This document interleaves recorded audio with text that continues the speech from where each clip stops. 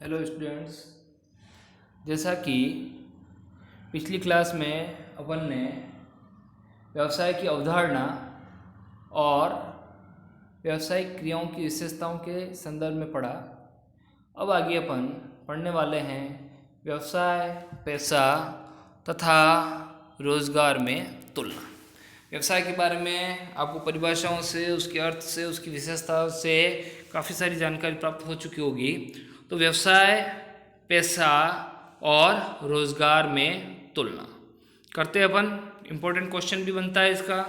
तो देखिए, आधार क्या है अंतर का।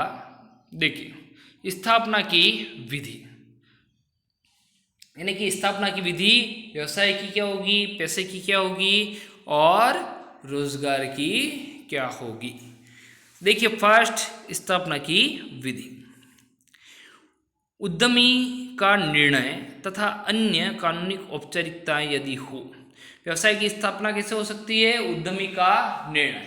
उद्यमी, कल मैंने बताया था आपको पिछले वीडियो में कि उद्यमी कौन? जो व्यवसाय की स्थापना की सोच रखता हो और उसी सोच के साथ उसको क्रियान्वित करते हुए एक पूर्ण रूप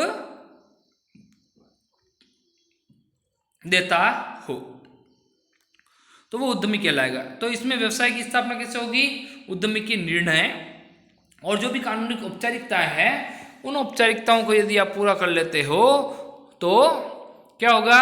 तो व्यवसाय की स्थापना हो जाएगी।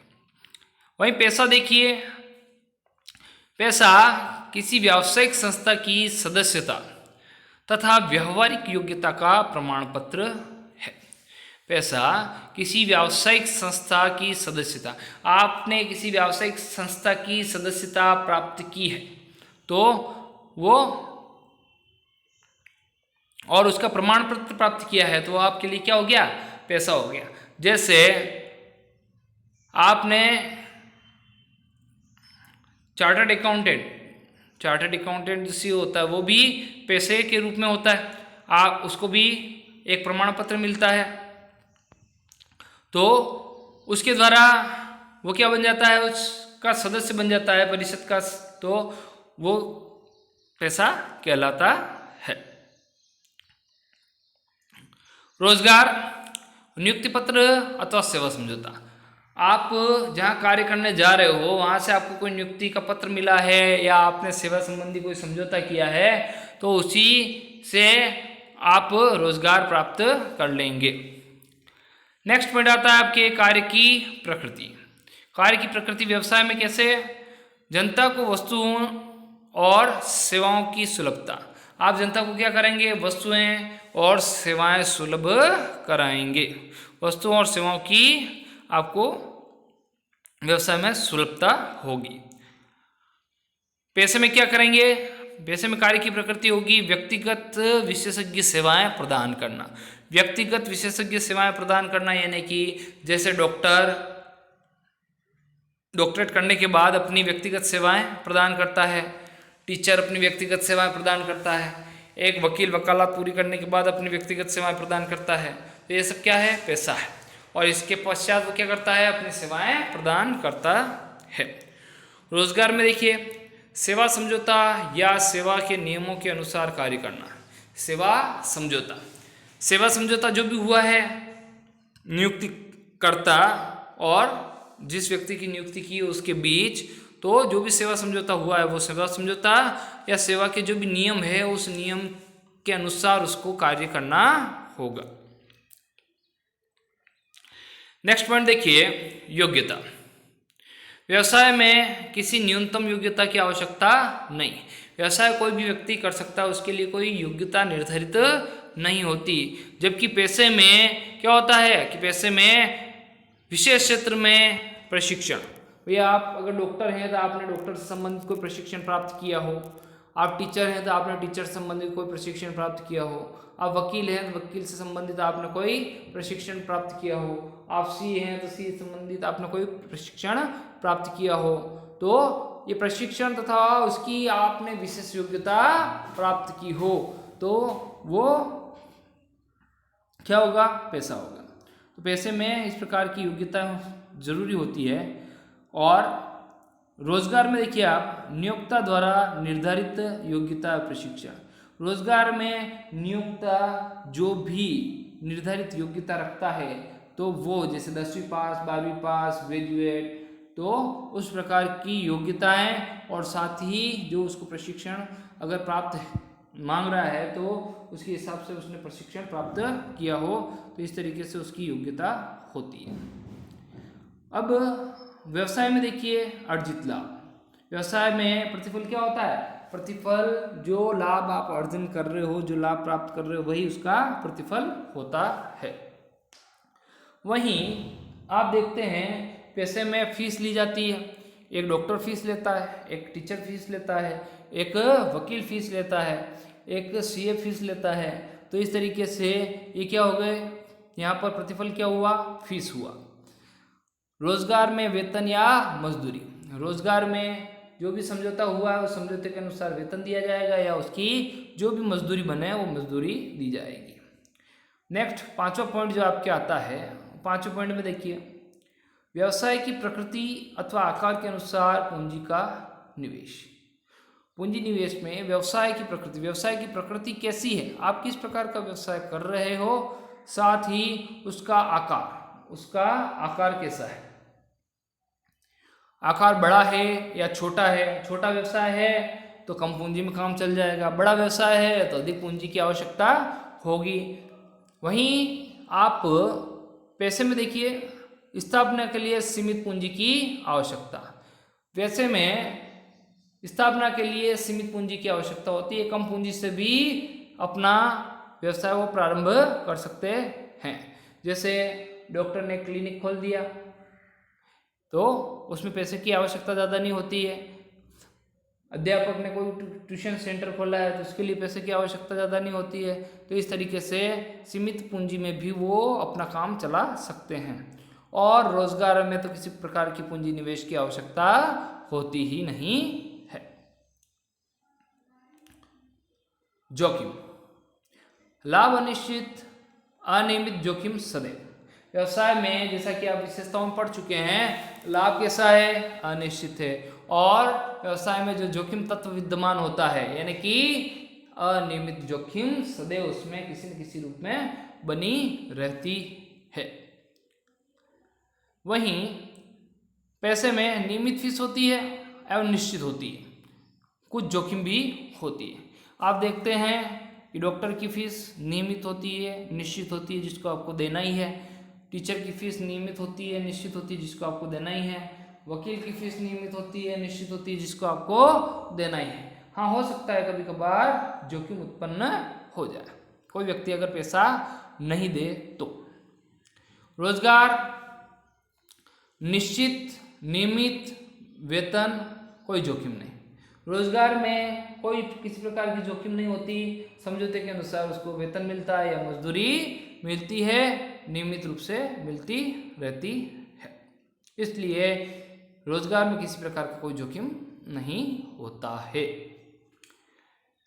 नेक्स्ट पॉइंट, हित हस्तांतरण, यानी कि अपना अधिकार किसी और को सौंपना, हित हस्तांतरण। अब व्यवसाय में कुछ औपचारिकताओं के साथ हित का हस्तांतरण संभव है। व्यवसाय में कुछ कानूनी औपचारिकताएं पूरी करने के साथ ही अपने हित को यानी कि अपने व्यवसाय को किसी और को सौंपा जा सकता है। वहीं रोजगार में ऐसा संभव नहीं, क्योंकि योग्यताएं किसकी है? आपकी व्यक्तिगत योग्यता है, और आपकी व्यक्तिगत योग्यताओं को किसी और को आप नहीं सौंप सकते। और रोजगार में भी ऐसा संभव नहीं होता कि हित का हस्तांतरण कर दिया जाए, यानी कि काम करे कोई और पैसा और कोई ले जाए, ऐसा नहीं हो सकता, संभव नहीं। आचार संहिता यानी कुछ नियमों का पालन करना, कोई आचार संहिता निर्धारित नहीं होती। व्यवसाय के लिए लगभग कोई किसी प्रकार की आचार संहिता निर्धारित नहीं होती, सभी अपने आप में स्वतंत्र हैं। वहीं पैसे में पेशेवर जो व्यक्ति होते हैं, पेशेवर कौन? पैसा और जो इन पैसे को अपनाता है वो पेशेवर। तो पेशेवर आचार संहिता का पालन करना, जैसे वकील के लिए बार काउंसलिंग का पालन करना जरूरी है। तो इस तरीके से जो भी आचार संहिता के नियम बनाए हैं उनका पालन करना होता है। लास्ट में अपन देखेंगे रोजगार के बारे में। व्यवसाय के लिए नियोक्ता द्वारा निर्धारित नियमों का पालन आवश्यक। व्यवहार के लिए यानी कि नियोक्ता ने जो भी निर्धारित किए हैं नियम, उन नियमों का पालन करते हुए उसको वहाँ कार्य करना होगा। तो इस तरीके से ये थे आपके व्यवसाय, पेशा और रोजगार में तुलना। एग्जाम की दृष्टि से महत्वपूर्ण है। अच्छे तरीके से आप इनको समझने की कोशिश कीजिएगा। और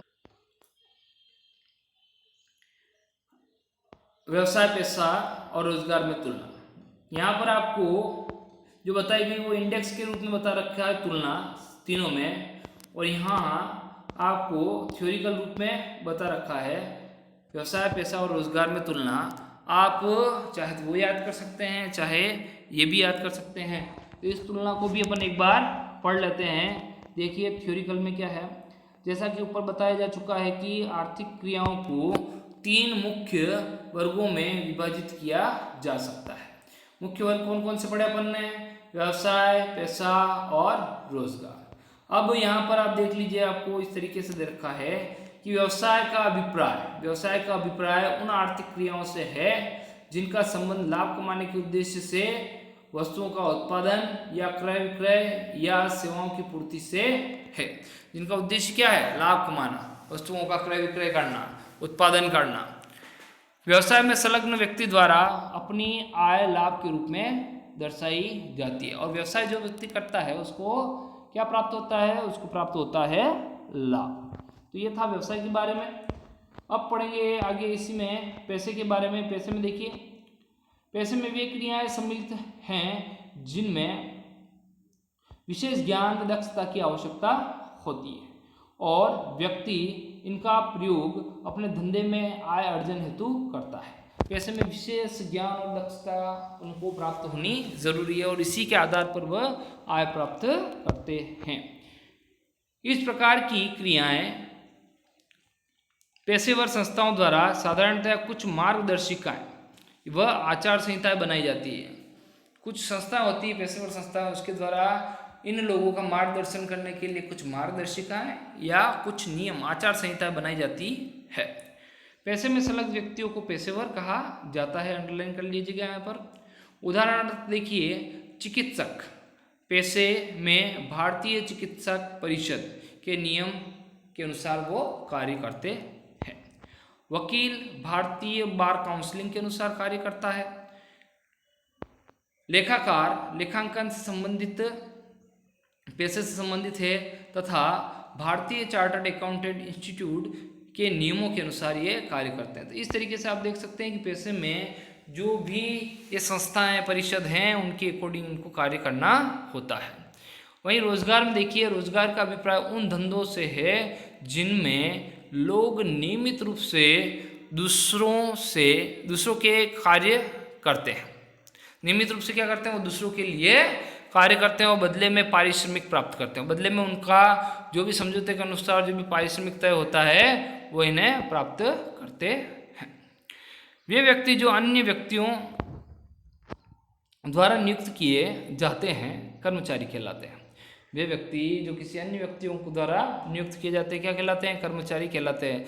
जैसे मैंने आपको अपने यहाँ कार्य करने के लिए रखा था, आप क्या कहलाए? कर्मचारी कहलाए। अतः वे व्यक्ति जो कारखानों में काम करते हैं बदले में वेतन अथवा मजदूरी पाते हैं तथा कारखाने के मालिकों की नौकरी में लगे होते हैं, उन्हें कारखानों के कर्मचारी कहा जाता है। इसी प्रकार जो व्यक्ति बैंकों, बीमा कंपनियों, सरकारी विभागों के कार्यालयों में प्रबंधकों, सहायकों, क्लर्कों, चपरासियों और चौकीदारी के रूप में कार्य करते हैं, वे रोजगार करने वाले वर्ग के अंतर्गत आते हैं। तो इस तरीके से ये सभी क्या है, रोजगार करने वाले वर्ग के अंतर्गत, यानी कि किसी न किसी रूप में कर्मचारी के रूप में क्या कर रहे हैं, रोजगार प्राप्त कर रहे हैं। नेक्स्ट टॉपिक आएगा अपने व्यावसायिक क्रियाओं का वर्गीकरण।